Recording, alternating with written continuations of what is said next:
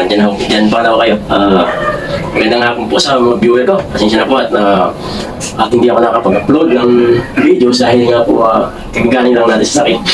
So, saka rito medyo hirap tayong kumuha ng kliyente. So far, may titiwala pa sa atin. So ito nga po, balik tayo sa ating pag-uusapan. So, kung makikita nyo po, isang dining set. Kung makikita nyo po dito sira na po itong ating kanyang paa. At saka yung yung kanyang pinagkabitan. So, ngayon pong gagawa natin ngayon ng solusyon. Subukan po natin kung kaya natin pagandahin. At the same time, after po natin siyang maayos lahat. So, isasabihin na natin po ang pagpipintura nito. May bigat kasi puro Narra po siya kung makikita nyo. Mag-umpisa tayo sa pagre-repair nito bago natin siya i-varnish. Kailangan mo natin siya ayusin. So, samahan nyo ko habang ginagawa na ito. Medyo may katagalan nga lang ito pero sikapin natin mapaganda. Alright mga ka-espesyalista, kung makikita nyo po, bukod po rito sa isang sirang paa niya, kailangan na rin natin ito tanggalin. Kailangan natin siyang tanggalin at ayusin. Pagka naayos natin ito, and then diretso na tayo sa pagbabarnis. Umpisa natin.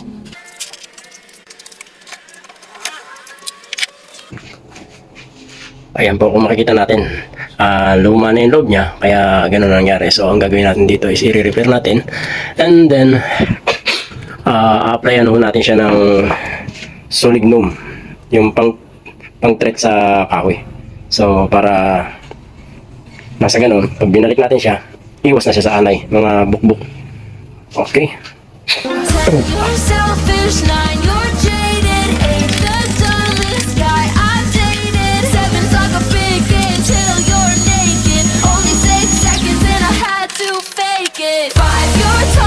Sinisassemble ko na nga yung paa niya lahat kasi puro naman na may problema. At kung hindi natin ito maagapan, kahit na anong repair natin, bibigay na naman yung ibang paa.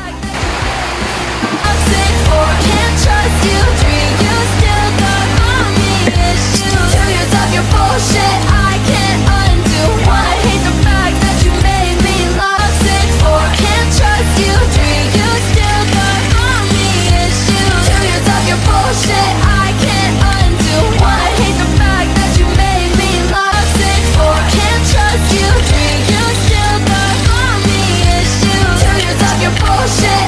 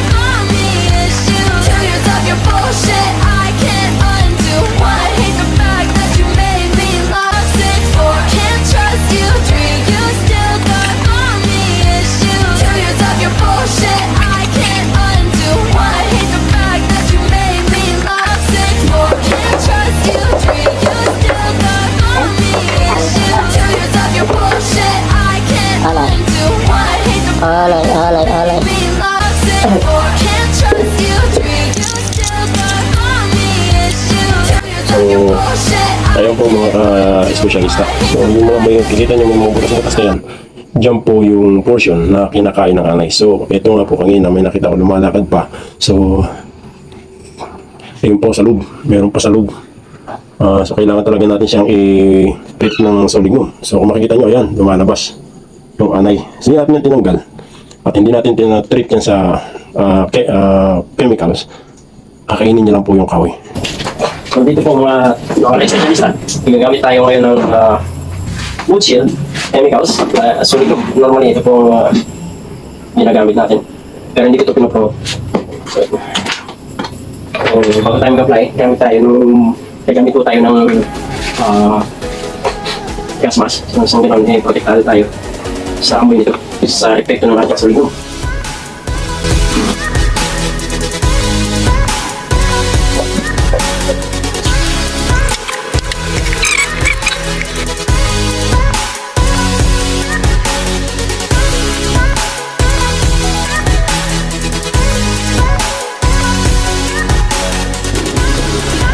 Hoy, nandiyan na po tayo. Mga ka-espesyalista, ngayon po, habang nagpapatuyo tayo nung ating nilagyan ng ating solignum kahapon, unahin ko na rin po itong mga yung ground ng ating upuan. So, makikita niyo po, tatlo yung kulang. Ang problema is wala akong tamang machine para makapag-mold rin ng ganito. So, gagawin ko na lang siya ng paraan. So, ito po ang ating day 2 ng ating prepare ng ating dining set. So, sabi ko nga po, habang nakapatuyo ako ng table at ng table stand, uunahin ko lang muna to. Tara, samahan niyo po ako sa ating day 2. Kung makikita niyo po, ito, meron akong dalawang piraso rito. Tama-tama lang dito, kaya lang, masyado na siyang, yung ating pagkakabitan is masyado ng maluwag. So, kailangan magawa nito marami. Saka ito, ganun din ako. Kaya masyado ng maluwag. So, since kulang ang ating crown, may binili ako na. Meron akong biniling ready-made na nakahoy. Which is hindi siya Narra, pero siguro naman, pagka na-treat natin ito at na pinturahan ng maayos, itatagal din naman siya. So, ang gagawin natin is modify ko lang siya para magkaroon ng isang pares para sa isang upuan. So, tara, isa na natin.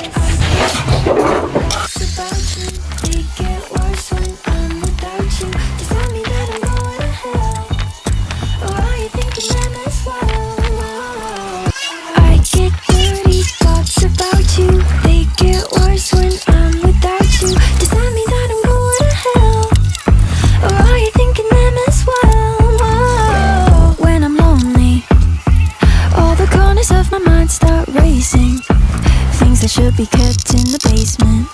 Spend my time trying to erase them. But when you hold me in the fantasy, it's so convincing. I shouldn't think the things I'm thinking, but now I've gone and let them sink in. The more that I push them away, the more that you're stuck in my brain, the more I mentally undress like confess. About you, they get worse when I'm without you. Why are you thinking that that's wrong? I get dirty thoughts about you. They get worse when I'm without you. Does that mean that I'm going to hell? Or are you thinking them as well? When I'm lonely, all the corners of my mind start racing. Things that should be kept in the basement. Spend my time trying to erase them. But when you hold me in the fantasy, it's so convincing. I shouldn't think the things I'm thinking, but now I've gone and let them sink in. The more that I push them away, the more that you're stuck in my brain, the more I mentally undress like confess. Magandang umaga mga ka-espesyalista. Narito na po ulit tayo para sa ating pangatong araw ng pag-repair at sasayos ng ating dining set. So, wala na po paligoy-ligoy. Let's do it. This is our third day. Tara, ulit ako. So kapag sa mga ganitong klaseng trabaho, mahalagang na meron tayong protective gear, protective mask, gano'n hindi makakapekto natin dahil Things that should be kept in the basement. Spend my time trying to erase them. But when you hold me in the fantasy, it's so convincing. I shouldn't think the things I'm thinking, but now I've gone and let them sink in. The more that I push them away, the more that you're stuck in my brain, the more I mentally undress. I confess, I get dirty thoughts about you. They get worse when I'm without you. Does that mean that I'm going to hell? Or are you thinking them as well? I get dirty thoughts about you. They get worse when I'm without you. Does that mean that I'm going to hell? Or are you thinking them as well? When I'm lonely, all the corners of my mind start racing. Things that should be kept in the basement. Spend my time trying to erase them. But when you hold me in the fantasy, bali, it's so hihintayin muna natin siyang matuyo. Ayan na po yung ating table stand. So ginamitan natin siya ng dowel sa loob. Meron siyang dowel papunta rito sa center mismo nito. Ito yung makakatulong sa kanya. Ginamitan natin siya ng marine epoxy para na sa ganun mapila pa niya lahat yung mga bakanting space para maiwasan siya ng And then after natin siya maikabit, nilagyan natin siya rito ng dowel both side. So itong dowel na ito is in between dito sa ating paa mismo at dito sa kanyang poste. So kung makikita nyo, medyo madumi nga lang kasi nga nagbutas tayo. So bali yung isang dowel is yung kalahati niya narito sa portion na to at yung kalahati niya nandito sa kabila dito sa portion na to. And sa ganun, hindi ito lumabas. Magiging stopper niya yung dalawang yun. So retainer at the same time. Hopefully, tumagal siya. At alam ko naman tatagal siya kasi ang ginamit natin materialis hindi naman basta-basta. Masalo na yung ginamit natin epoxy. So ayan, hintayin lang natin siya matuyo saan natin siya itutuloy. So ayan mga tropa, tapos na aking pagkakabit ng paalit ng table stand at ginamitan ko siya ng epoxy. Dati po epoxy ay non-sag epoxy. Diba? Ang maraming beses na rin ginamit ko at dapat naman okay pa siya matibay. So ginamit ko siya para mapilapan yung mga gap dito sa loob ng ating table stand. Hopefully tumagal siya, pero alam ko tatagal siya. Kaya eto mga ka-espesyalista, kumukuha tayo ng sapon. Kumuha ko ng ating epoxy, type A, type B. Then gagamitin natin siya. Ididikit natin na overas ng kawin. At dito, nalaman natin kung gaano durable. At ito na ang mga kaibigan. Ipag-ipin na natin siya. Let's go with that. Okay. Gawin natin yung side. things that should be kept in the basement. Spend my time trying to erase them. But when you hold me, Gagamit ng pandikit, gagamit natin yung epoxy. Next one dito sa gila. I shouldn't think the At sa things likod, I'm gagamit thinking. sa siya. But now I'm Yes. gonna let them sink Maganda ang in. inyong pagkakita. So ayan, ito ba? The more Mabuti. that I push them away, the more that you're stuck in my brain. Yan.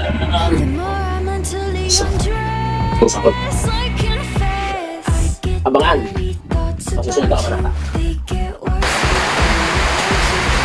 Alright mga specialista, magandang umaga. Now, the moment of truth. Gawin sa akin kung gaano katibay yung ipok na natin sa ating table stand. Ang buwan nito. Sa atin natin. So ayan mga kaibigan, ako pa, ang specialista. Kahapon, atin po ito silang dito yung tapos po ito. Ganun sabi ko makita. Ito po siya yan. Ito natin po namin makatibay ito.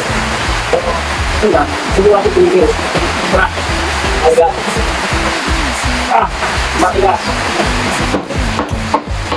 Ayaw. Ayan. Gas pa.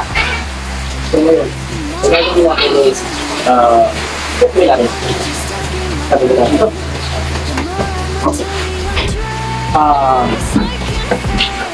Testingin natin kung gaano ka-durable. Matibay yung epoxy na nilagay natin doon sa paa ng ating table. Gamit itong mga ito, unahin natin sa rubber mallet.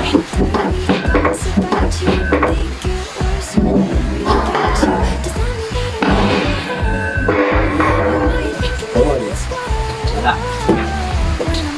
Kaya po yung instante yan para makita natin yung video. Next, yun yung mga ito. Yun yung mga ito. Yun yung mga ito.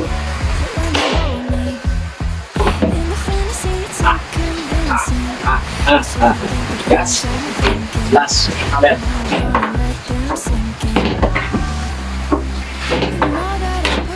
Ganun. Ganun katibay yung ating ginamit na.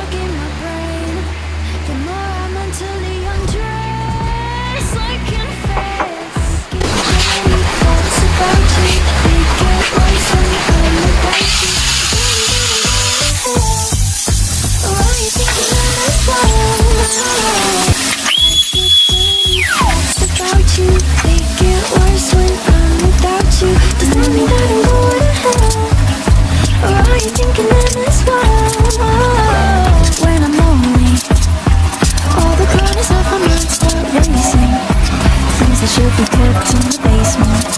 Spend my time trying to erase them. But when you hold me in the fantasy, it's so convincing. I shouldn't think the things I'm thinking, but now I'm gonna let them sink in. The more that I push them away, the more that you're stuck in my brain.